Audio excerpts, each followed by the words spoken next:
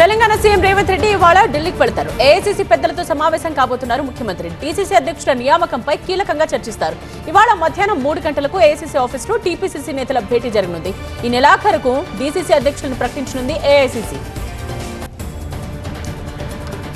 జూబ్లీహిల్స్ ఉప ఎన్నిక బరిలో 58 మంది అభ్యర్థులు నిలిచారు. 23 మంది అభ్యర్థులు నామినేషన్ విత్డ్రా చేసుకున్నారు. నవంబర్ 11న పోలింగ్, 14న కౌంటింగ్ జరగనుండగా ఇందుకు ఏర్పాట్లు చేస్తున్నారు ఎన్నికల అధికారులు. జూబ్లీహిల్స్ ఉప ఎన్నిక కోసం మొత్తం 407 పోలింగ్ కేంద్రాలు ఏర్పాటు చేశామన్నారు ఎన్నికల అధికారి ఆర్వి కర్ణన్. జూబ్లీహిల్స్ లో మొత్తం ఓటర్స్ 4,13,65 మంది ఉన్నారని తెలిపారు. ప్రతి ఒక్కరూ తమ ఓటు హక్కును వినియోగించుకోవాలని సూచించారు ఎన్నికల అధికారి. డీసీసీ అధ్యక్షుల నియామకానికి 3 పేర్లతో జాబితా రెడీ అయింది. తెలంగాణలో పర్యటించిన 22 మంది ఏఐసీసీ పరిశీలకులు, 35 మంది డీసీసీ అధ్యక్షుల నియామకానికి 3 పేర్లతో జాబితాను సిద్ధం చేశారు. తెలంగాణలో మద్యం దరఖాస్తులతో 2,854 కోట్ల ఆదాయం వచ్చింది. 2,620 మద్యం షాపులకు 95,137 దరఖాస్తులు వచ్చాయి. అత్యధికంగా రంగారెడ్డి డివిజన్లో 29,420 దరఖాస్తులు రాగా, అత్యల్పంగా ఆదిలాబాద్ డివిజన్లో 4,154 దరఖాస్తులు వచ్చాయి. ఈ నెల 27న ఉదయం 11 గంటలకు మద్యం షాపులకు డ్రా తీస్తారు. ఇవాళ తెలంగాణ మద్యం టెండర్లపై హైకోర్టులో విచారణ జరగనుంది. మద్యం టెండర్ల గడువు పొడిగించడాన్ని సవాల్ చేస్తూ 5 తెలంగాణ మద్యం వ్యాపారులు పిటిషన్ వేశారు. నిబంధనలకు విరుద్ధంగా గడువు పొడిగించారని పిటిషన్లో పేర్కొన్నారు. ఏపీ కల్తీ మద్యం కేసులో విచారణ కొనసాగుతోంది. కల్తీ మద్యం కేసులో A1 జనార్దన్ రావు, A2 జగన్మోహన్ రావును ఇప్పటికీ కస్టడీలోకి తీసుకున్న పోలీసులు ఇవాళ 2వ రోజు విచారించనున్నారు. కల్తీ మద్యం కేసులో కూపీ లాగుతున్నారు. నకిలీ మద్యం కేసులో ఐవీఆర్ఎస్ కాల్స్ తోటి తన పేరు ప్రస్తావించడంపై మాజీ మంత్రి జోగి రమేష్ అభ్యంతరం వ్యక్తం చేశారు. దీనిపై ఆయన డీజీపీకి ఫిర్యాదు చేశారు. కుట్రతో తనపై బురద చల్లుతున్నారని ఆరోపించారు జోగి రమేష్. తెలంగాణలో చిన్న కాంట్రాక్టర్స్ కు గుడ్ న్యూస్ చెప్పింది ప్రభుత్వం. చిన్న కాంట్రాక్టర్స్ కు బిల్లులు చెల్లించింది. రాష్ట్ర వ్యాప్తంగా 3,610 మంది కాంట్రాక్టర్స్ కు 94,77 రూపాయల బిల్లులు చెల్లించింది ప్రభుత్వం.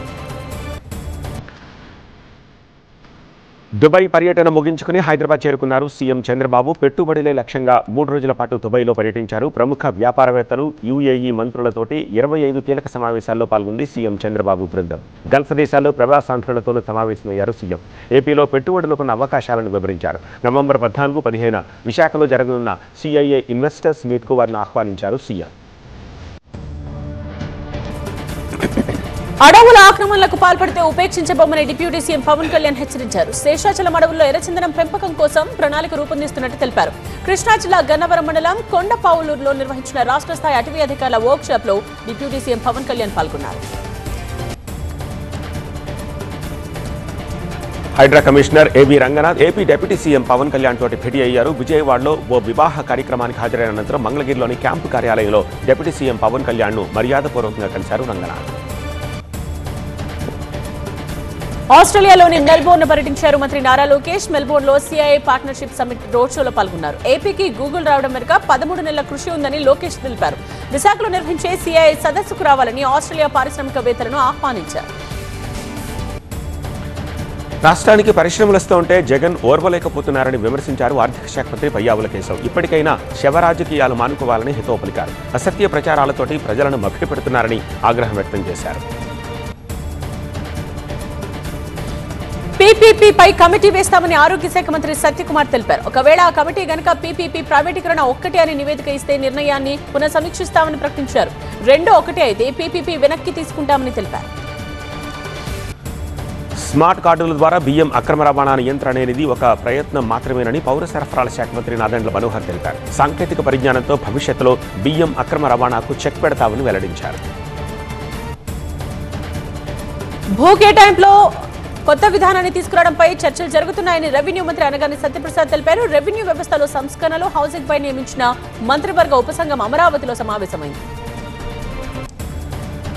కోనసీమ జిల్లా రాయవరం బాణసంచా తయారీ కేంద్రంలో చనిపోయిన వారి కుటుంబాలకు ప్రభుత్వం అండగా ఉంటుందని మంత్రి సుభాష్ హామీ ఇచ్చారు.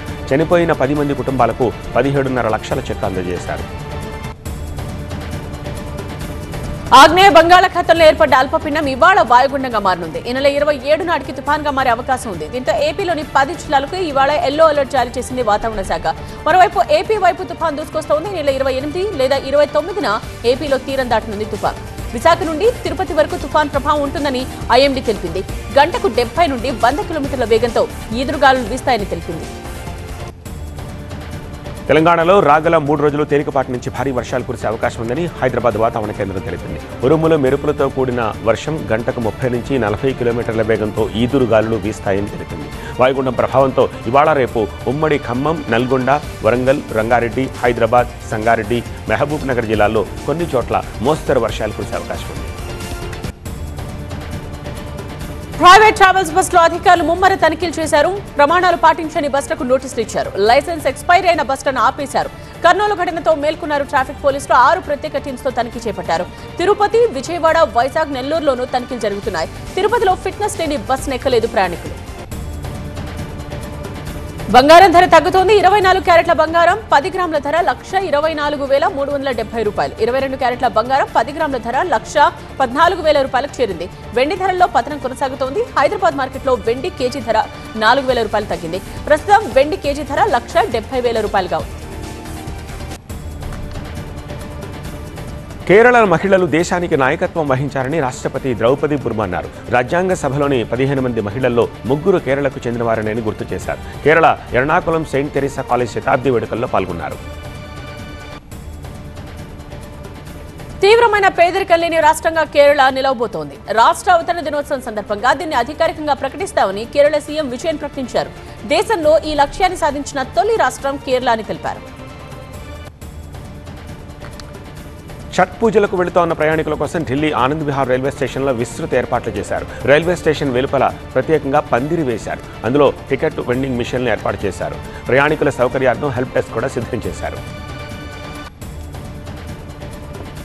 భారత శౌర్యానికి, సహనానికి ఆపరేషన్ సింధూర్ ఒక చిహ్నంగా చరిత్రలో నిలిచిపోతుందని రక్షణ మంత్రి రాజ్నాథ్ సింగ్ అన్నారు. అదే సమయంలో శత్రువును ఎప్పుడూ తక్కువ అంచనా వేయకూడదని సైనిక బలగాలను హెచ్చరించారు. ఐక్యరాజ్య సమితిలో పరిస్థితులు సవ్యంగా లేవని విదేశాంగ మంత్రి జయశంకర్ అన్నారు. అక్కడ తీసుకుంటోన్న నిర్ణయాలు అంతర్జాతీయ ప్రాధాన్యతలకు అనుగుణంగా లేవని స్పష్టం చేశారు. పెహల్గాం దాడులకు బాధ్యత వహించిన ఉగ్ర సంస్థకు భద్రతా సమితి సభ్యదేశం ఒకటి అండగా నిలిచిందని జయశంకర్ అన్నారు. ఓబీసీలకు రిజర్వేషన్స్ ప్రవేశపెట్టినందుకు కర్పూరి ఠాగూర్ ప్రభుత్వాన్ని కూల్చింది జనసంఘ్ అని కాంగ్రెస్ నేత జైరాం రమేష్ అన్నారు. బీహార్కు ట్రబుల్ ఇంజన్ సర్కార్ చేసిందేమీ లేదని జైరాం రమేష్ విమర్శించారు. లాలూ కుమారుడు ఓడిన రోజు నవంబర్ 14న బీహార్కు నిజమైన దీపావళి వస్తుందని కేంద్ర హోంమంత్రి అమిత్ షా అన్నారు. లాలూ కుమారుడి ఆట ఇక కట్టేనని చెప్పారు. సీట్ల పొత్తు తేలక కాంగ్రెస్ ఆర్జేడీ అంతర్గతంగా కొట్టుకుంటున్నాయని అమిత్ షా అన్నారు.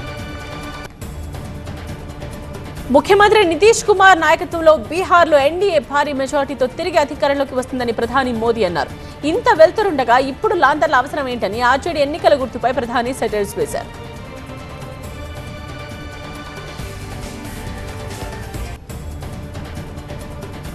ఆర్జేడీతోటి కొంతకాలం చేతులు కలపడం పొరపాటని బీహార్ సీఎం నితీష్ కుమార్ అన్నారు. మోదీ నాయకత్వంలోని కేంద్ర సర్కార్ బీహార్ అభివృద్ధికి ఎంతో కృషి చేస్తోందని కొనియాడారు. బీహార్ అభివృద్ధికి లాలూ, రబ్రీ ఏమీ చేయలేదని నితీష్ అన్నారు. తాము అధికారంలోకి వస్తే బీహార్ను నంబర్ 1 రాష్ట్రంగా నిలిపి అవినీతి రహిత ప్రభుత్వాన్ని నడిపిస్తామని ఆర్జేడీ నేత తేజస్వి యాదవ్ హామీ ఇచ్చారు. బీహార్ను నంబర్ 1గా నిలపడం తనకున్న ఏకైక కలని తేజస్వి తెలిపారు.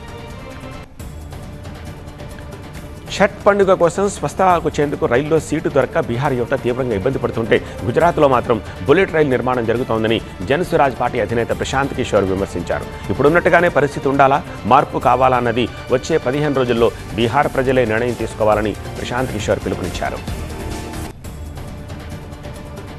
ప్రజెంట్ జైలర్ 2 వర్క్లో బిజీగా ఉన్న రజనీకాంత్ నెక్స్ట్ మూవీ ఏమిటనేది అఫీషియల్గా అనౌన్స్ చేయలేదు.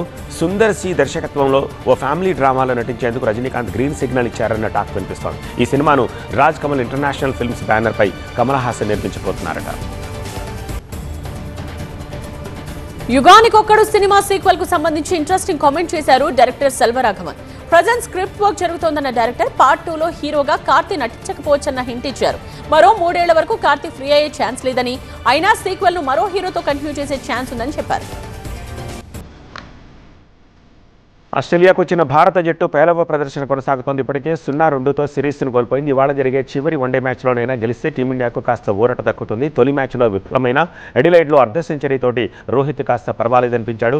కోహ్లీ 2 సార్లు డకౌట్ అయి పూర్తిగా నిరాశపరిచాడు. మరోవైపు ఆల్రౌండర్ జాక్ ఎడ్వర్డ్స్ని జట్టులోకి తీసుకుంది ఆసీస్. వన్డే బృందం నుంచి మానస్ లబుషేన్ని తప్పించింది.